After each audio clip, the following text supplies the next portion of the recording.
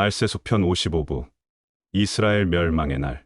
말세속편의 내용에 공감이 되시는 분들만 열람을 부탁드립니다.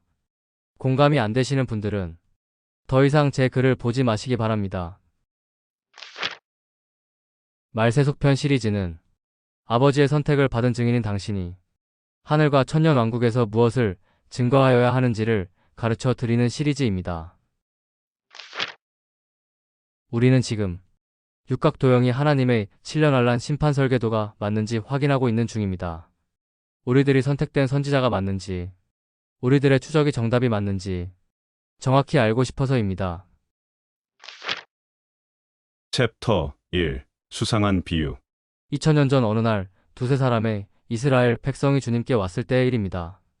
그때 마침 두어 사람이 와서 빌라도가 어떤 갈릴리 사람들의 피를 그들의 제물에 섞은 일로 예수께 아뢰니 대답하여 이르시되 너희는 이 갈릴리 사람들이 이같이 해받음으로 다른 모든 갈릴리 사람보다 죄가 더 있는 줄 아느냐? 너희에게 이르노니 아니라. 너희도 만일 회개하지 아니하면 다 이와 같이 망하리라. 누가복음 13장 1에서 3절. 너희도 만일 회개하지 아니하면 다 이와 같이 망하리라. 이 대화는 소수의 사람들의 죽음을 통해 전체 이스라엘에게 선포하신 하나님의 경고를 묘사하고 있습니다. 이것을 그림으로 그려보겠습니다. 너희는 이 갈릴리 사람들이 이같이 해받음으로 다른 모든 갈릴리 사람보다 죄가 더 있는 줄 아느냐? 아니라. 너희도 만일 회개하지 아니하면 다 이와 같이 망하리라. 누가복음 13장 1에서 3절. 이어진 대화는 다음과 같습니다.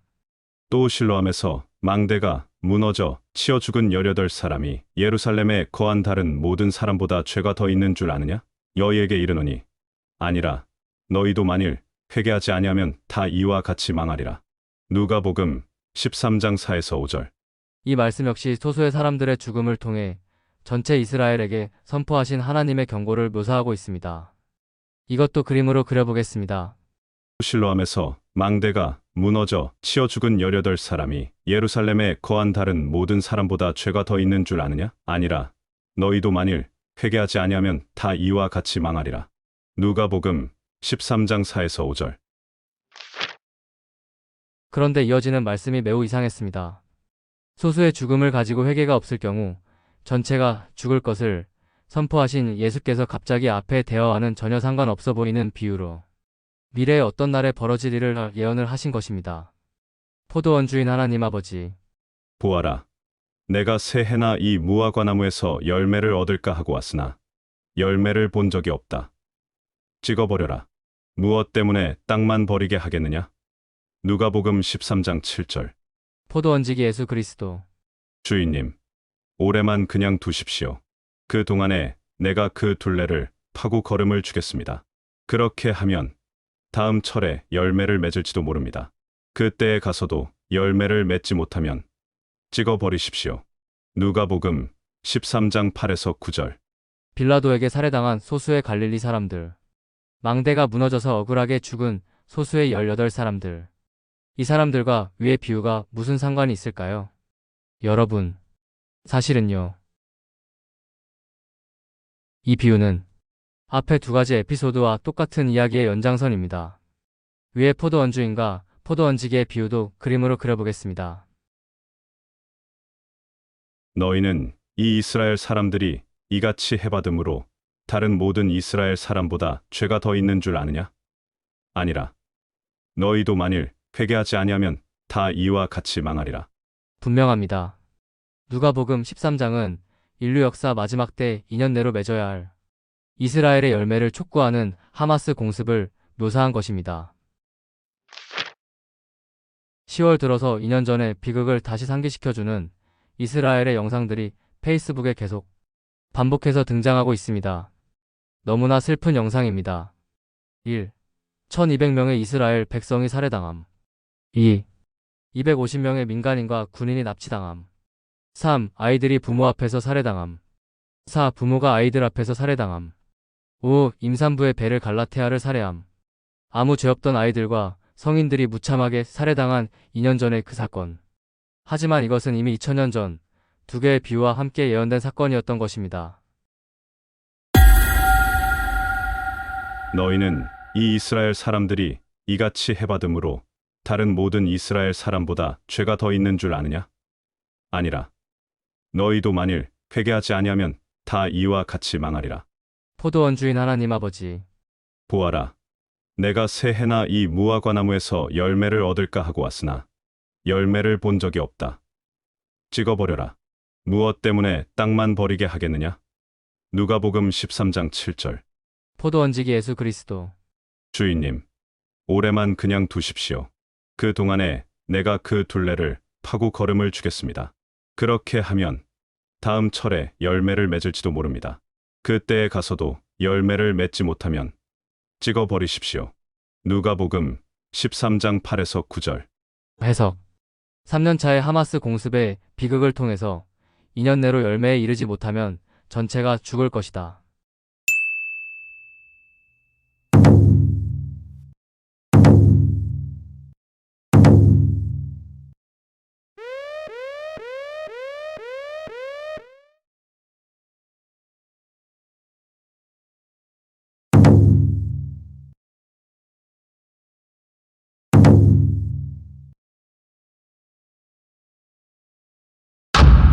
그때도 열매를 맺지 못하면 찍어버리십시오.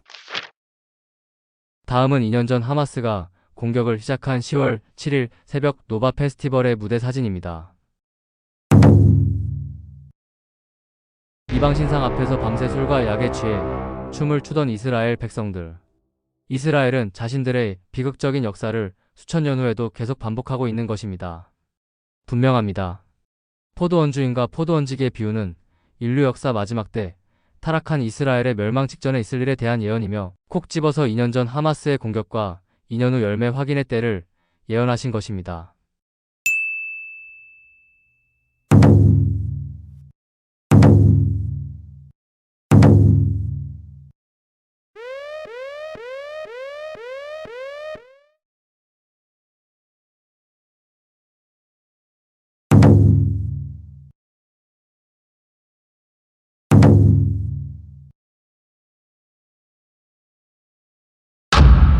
그때도 열매를 맺지 못하면 찍어버리십시오. 2023년 10월 7일 초막절 8일차 하마스 공습에서 유대 달력으로 정확히 2년 후인 2025년 10월 13일 초막절 8일차에 가자 평화가 선언됩니다.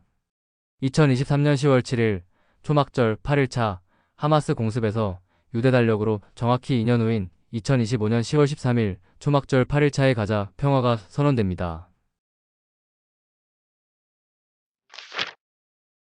하지만 이스라엘은 결국 하나님께서 원하시는 열매인 예수 그리스도를 자신들의 왕으로 받아들이기를 거절하고 이방의 대통령을 자신들의 왕으로 영접했습니다. 예루살렘 포스트. 이스라엘의 구세주 도널드 트럼프가 유대 국가를 희망의 길로 인도한 방법. 가디언지.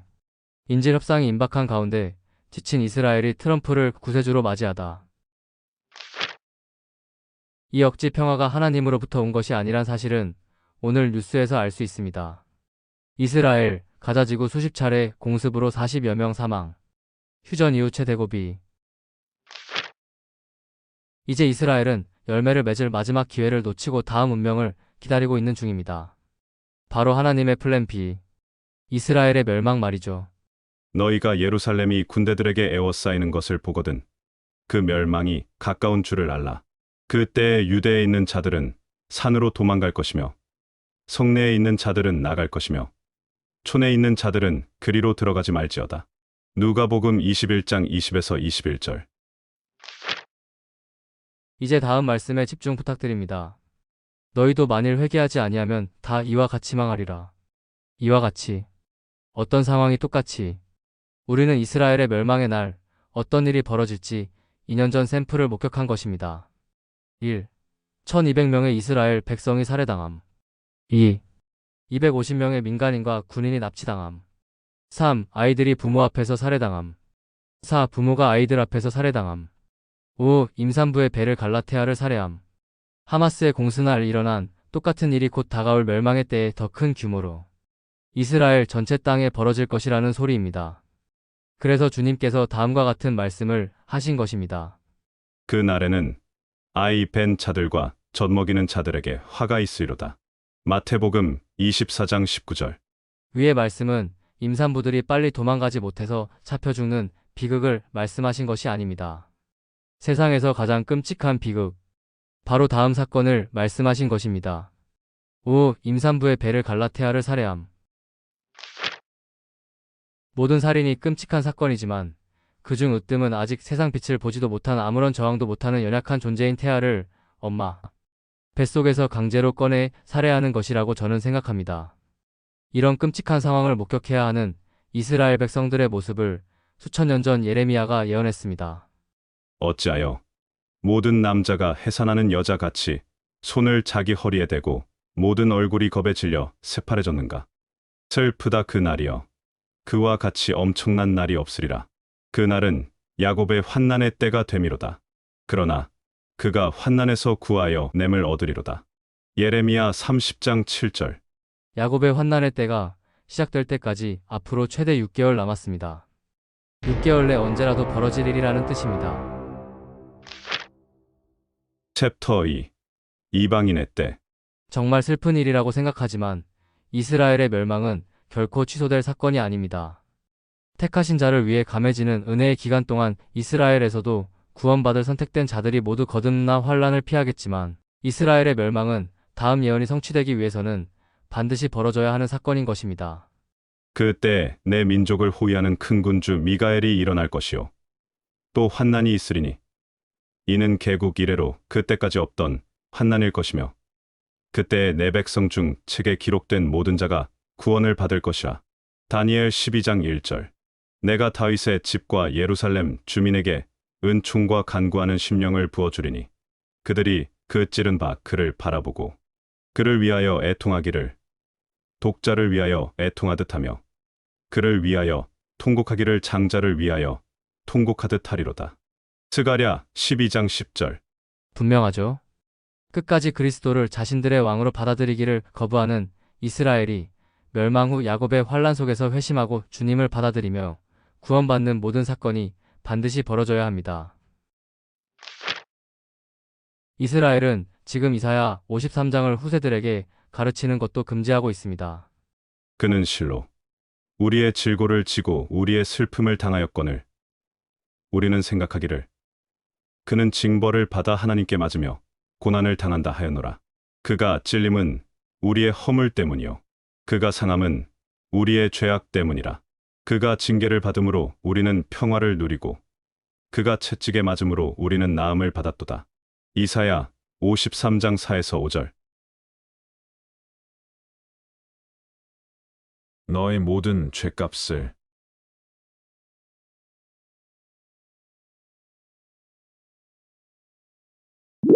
내가 모두 갚았도다.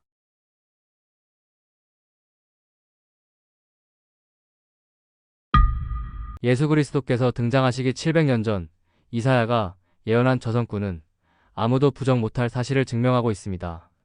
십자가에 달려 죽으신 예수 그리스도께서 이스라엘의 왕이라는 사실을 말이죠. 이스라엘이 이사야 53장을 금지장으로 쉬쉬한다는 사실은 이들이 이 내용이 예수 그리스도를 묘사하고 있다는 것을 알고 있다는 소리입니다. 하지만 그들은 이 분명한 사실을 듣고 읽고 보면서도 이 사실을 의도적으로 거부하며 그리스도를 인정하지 않고 있습니다. 이 이상한 상황을 이사야는 다음과 같이 설명합니다. 여호와께서 이르시되 가서 이 백성에게 이르기를 너희가 듣기는 들어도 깨닫지 못할 것이요 보기는 보아도 알지 못하리라 하여 이 백성의 마음을 둔하게 하며 그들의 귀가 막히고 그들의 눈이 감기게 하라. 염려하건대 그들이 눈으로 보고 귀로 듣고 마음으로 깨닫고 다시 돌아와 고침을 받을까 하노라. 이사야 6장 9에서 10절. 그들이 깨닫고 다시 돌아와 고침을 받으면 안 되기에 귀와 눈이 닫혀 있는 것입니다. 왜 하나님께서는 이렇게 이해되지 않는 일을 하고 계실까요? 왜 백성들이 제 정신을 차리고 돌아오는 것을 아직까지 막고 계신 것일까요? 그것은 바로 다음에 하나님 뜻이 성취되어야 하기 때문입니다. 이방인을 위한 구원의 때. 형제들아 너희가 스스로 지혜 있다 하면서 이 신비를 너희가 모르기를 내가 원하지 아니하노니 이 신비는 이방인의 충만한 수가 들어오기까지 이스라엘의 더러는 우둔하게 된 것이라. 그리하여 온 이스라엘이 구원을 받으리라. 기록된 바 구원자가 시온에서 오사 야곱에게서 경건하지 않은 것을 돌이키시겠고. 로마서 11장 25에서 26절. 하나님께서 이스라엘의 귀와 눈을 닫으신 이유는 그들이 미워서가 아닙니다. 하나님께서 이렇게 하신 이유는 이방인을 위한 구원의 때를 먼저 열기 위해서였고, 이후 이때가 차면 온 이스라엘이 다시 깨어나 자기들이 찔렀던 그분, 곧 예수 그리스도를 왕으로 영접하게 되는 것입니다. 이것이 자신의 몸을 속죄제물로 바쳐 인류의 구원을 성취하신 하나님의 마지막 추수 계획입니다. 내가 다윗의 집과 예루살렘 주민에게 은총과 간구하는 심령을 부어주리니 그들이 그 찌른 바 그를 바라보고 그를 위하여 애통하기를 독자를 위하여 애통하듯 하며 그를 위하여 통곡하기를 장자를 위하여 통곡하듯 하리로다. 스가랴 12장 10절. 위 선구가 성취되는 시점을 보여드리겠습니다.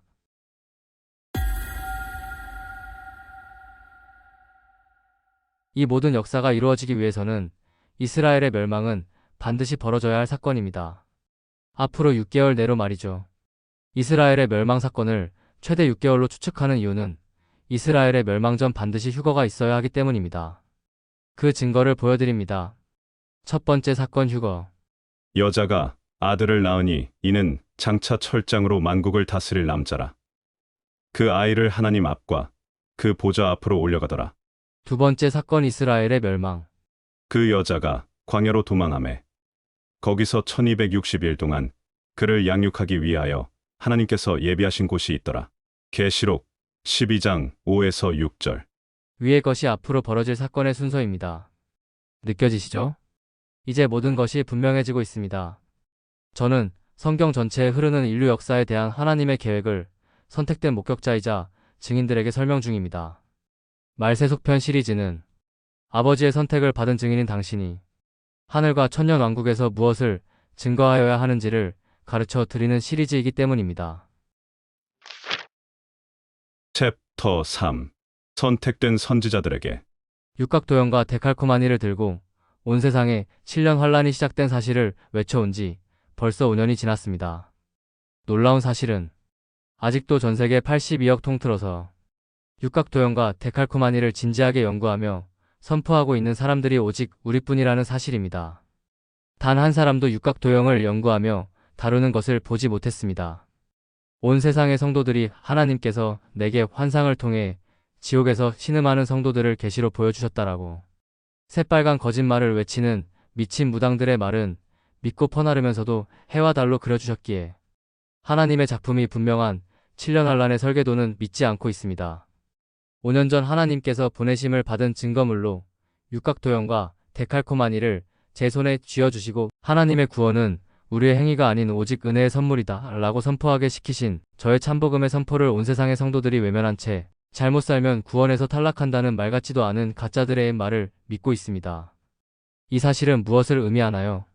전 세계 통틀어 오직 우리만이 유일하게 마지막 7년의 타임라인을 정확히 알 것을 허락받은 선택된 사람들이라는 뜻입니다.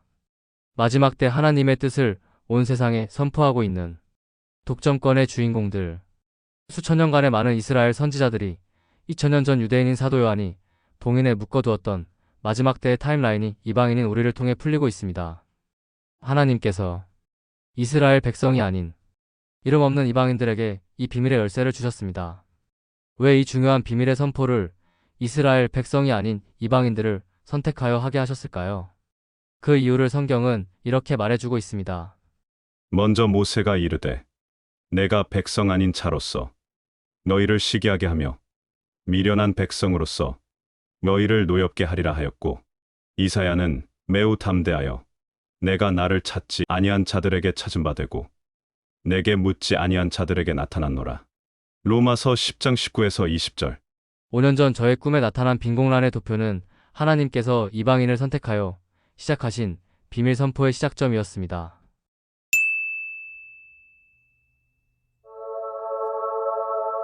사랑하는 방주 안의 신부 여러분, 그동안 세상의 모두가 우리 말을 비웃었고 우리들이 목 터지게 외치는 목소리를 무시했지만 하나님과 천국의 모든 존재들은 지금도 우리의 목소리에 집중하고 있습니다.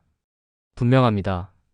우리는 마지막 때의 이름 없는 자들을 들어 높이시어 지난 역사 동안 감추어진 하늘의 비밀을 드러내고 계시는 하나님의 살아있는 증거들입니다. 이스라엘의 선지자들이 예언하고도 이해하지 못했던 마지막 때의 비밀. 육각도형과 데칼코마니는 단순한 도형이 아니라 이 모든 비밀을 품고 있는 하늘의 시간표를 열어주는 하늘의 인장이었던 것입니다. 그리고 그 인장을 해독하고 증거하도록 선택받은 자들이 바로 우리입니다. 그러니 어떤 일에도 낙심하지 마시기 바랍니다. 세상이 주는 어떤 고난도, 낙심도 태초로부터 선택받은 증인이며 선지자인 당신에게 주어질 영광에는 비교할 수 없습니다. 곧 온 세상이 알게 될 것입니다. 겨우 400에서 500여 명에 불과한 보잘것없는 이방의 작은 무리들이 하나님의 마지막 비밀을 선포한 선택된 증인들이었음을 말이죠. 그동안 선포한 이 모든 증거들을 가지고 여러분께 말씀드립니다. 이 길의 끝에 그 누구와도 비교하지 못할 영광이 우리를 기다리고 있을 것이며 그 영광은 이 땅에 누가 받은 영광보다 찬란하게 빛날 것입니다. 우리는 그날 우리가 눈물로 이 길을 걸어온 이유를 알게 될 것입니다. 이 작은 무리의 순종이 이 땅의 마지막 역사를 움직였음을 온 세상이 깨닫게 될 것입니다. 이 길의 끝에서 영원한 왕이신 예수 그리스도께서 사랑과 칭찬 가득하신 표정으로 우리를 맞이하실 것입니다. 어떤 슬픔도 고통도 없는 영원한 행복의 시간이 여러분을 기다리고 있습니다. 분명히 그때가 가깝습니다. 칭찬과 축복의 그날까지 마지막 힘을 내시기 바랍니다. 할렐루야. 나는 선한 싸움을 싸우고 나의 달려갈 길을 마치고 믿음을 지켰으니 이제 후로는 나를 위하여 의의 면류관이 예비되었으므로 주 곧 의로우신 재판장이 그날에 내게 주실 것이며 내게만 아니라 주의 나타나심을 사모하는 모든 자에게도니라. 디모데후서 4장 7에서 8절. 잘하였도다 착하고 충성된 종아, 내가 적은 일에 충성하였음에 내가 많은 것을 내게 맡기리니 내 주인의 즐거움에 참여할지어다. 마태복음 25장 21절. 보라, 내가 속히 오리니 내가 줄 상이 내게 있어 각 사람에게 그가 행한 대로 갚아주리라. 계시록 22장 12절. 할렐루야. 주여 어서 오시옵소서. 말세속편 55부. 이스라엘 멸망의 날.